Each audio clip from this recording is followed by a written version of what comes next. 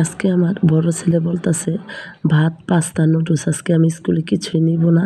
তাহলে বললাম কি নিবে? বলল যে আজকে আমার পিঠে বানাই দাও, পিঠে লয়ে যাব। ছোটবেলার মতন কোনো কিছু হাতে ভরবে না, খাওয়া হবে, পেটও ভরবে, হাতেও ভরল না, এমন জিনিস দাও। তখন বললাম যে কি দেওয়া যায়? তাই আজকে আবার ছোটবেলায় যে ওদের পিঠে বানাই দিতাম সেই পিঠেই বানাই দিতাছি। এই তো দেখুন, তাই আমি 1 কাপ ময়দা আর কিন্তু বেশি কিছু লাগে না। আমি একটা ডিম দিয়েছি আর স্বাদ পরিমাণ মতো চিনি দিয়েছি আর সামান্য পরিমাণ লবণ আর পানি দিয়ে মেখে এই তো পিঠাটা বানাই দিলাম। বেশি পরিশ্রমও হয় নাই। হাসতাছে আমার ছেলে, বলতাছে আম্মু আমি তোমার পিঠার নামটা বলি নাই, তোমাকে আমি এই পিঠার কথাই বলছিলাম যে বানাই দিবা। ছোটবেলার কথা মনে পড়বে, আমি হাটবার খাবো।